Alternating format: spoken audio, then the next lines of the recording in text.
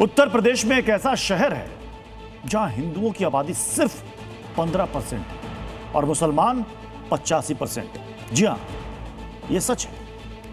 आंकड़ों के हिसाब से तो उस शहर में अल्पसंख्यक जैसी स्थिति में यह शहर है संभल। वही संभल जहां 2024 में दंगा हुआ था, वही संभल जहां कई कूपों पर कब्जा कर रखा गया था। और अब 2024 हिंसा पर न्यायिक आयोग की रिपोर्ट मुख्यमंत्री योगी आदित्यनाथ बहुत जल्द यूपी की 25 करोड़ जनता के सामने रखने वाले हैं। तब सामने आएगा कि किसने संभल को जलाया और कौन था मास्टरमाइंड। साथ ही यह भी सच सामने आएगा कि कैसे संभल में हिंदुओं को अल्पसंख्यक बनाने की साजिश की गई। योगी के संभल फाइल्स खोलने से पहले ही दंगा ब्रिगेड सहमा हुआ है।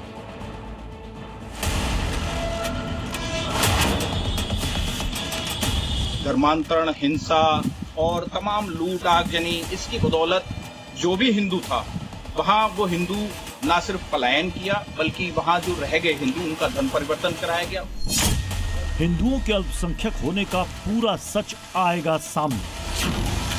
तक संभल में जो भी दंगे हुए हैं 1910 से लेकर अब तक, जिनमें 99.99% हिंदुओं की ही जान गई है। हिंदुओं को पलायन के लिए क्यों होना पड़ा मजबूर? संभल में हिंदुओं को अल्पसंख्यक का दर्जा दिया जाना अति आवश्यक है।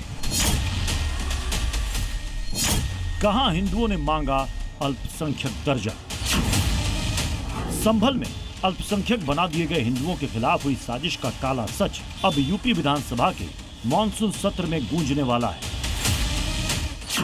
24 नवंबर 2024 को भड़की संभल हिंसा की 450 पन्नों की न्यायिक जांच रिपोर्ट सदन में रखी जाएगी। ये जांच रिपोर्ट न्यायिक आयोग ने पिछले साल अगस्त में मुख्यमंत्री योगी आदित्यनाथ को सौंपी थी।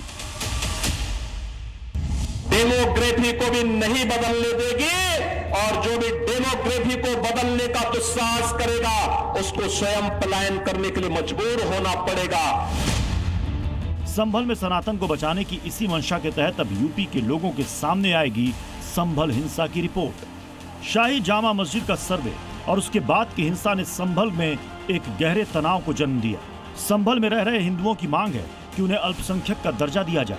हाथों में तख्तियां लिए लोगों ने कहा कि अब हिंदुओं का उत्पीड़न बंद होना चाहिए। संभल में हिंदुओं को अल्पसंख्यक का दर्जा दिया जाना अति आवश्यक है। ये वही हिंदू हैं जो देश के सबसे ज्यादा आबादी वाले राज्य में अल्पसंख्यक की तरह जीने को मजबूर हैं। लेकिन योगी राज में इनकी उम्मीद जागी है। बदली हुई व्यवस्था से एहसास हो चला है कि इंसाफ होगा। लेकिन भाईजान अब भी वहीं खूंटा गाड़े बैठे हैं। उनका नैरेटिव अब भी नहीं बदल रहा। डेमोग्राफी चेंज हुई है, इसका कोई पक्का सबूत, कोई पक्का कारण आज तक नहीं मिल सका है।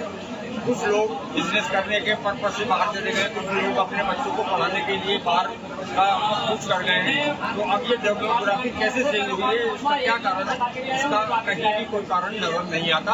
दंगे तो एक जमाने से होते चले आए हैं, कहीं कोई डेमोग्राफी नहीं हुई है। ये है कुछ लोग जो होते हैं हर क्षेत्र, हर समाज के होते हैं, हर धर्म के होते हैं, जो काम करने के लिए बाहर क्षेत्र में चले जाते हैं अपनी मर्जी से, ना कि वो किसी के दबाव में या किसी के जो है उजाड़ने के चक्कर से गए। संभल समय समय पर दंगों की आग में झुलसता रहा है। 1978 के दंगों में भी यहाँ 184 हिंदुओं की मौत हो गई थी, जिसके बाद से यहाँ की डेमोग्राफी में तेजी से बदलाव हुआ। साल 1947 में संभल की मुस्लिम आबादी 55% थी और हिंदू आबादी 45%। लेकिन आज संभल में मुस्लिम आबादी 85% तक पहुंच गई है, जबकि हिंदू आबादी सिर्फ 15% रह गई है। संभल के आंकड़े सामाजिक बदलाव के साथ साथ यहाँ हिंदू समुदाय के संघर्ष की कहानी भी बयां कर रहे हैं। सवाल ये भी उठते रहे हैं कि संभल में कैसे बदल गई डेमोग्राफी।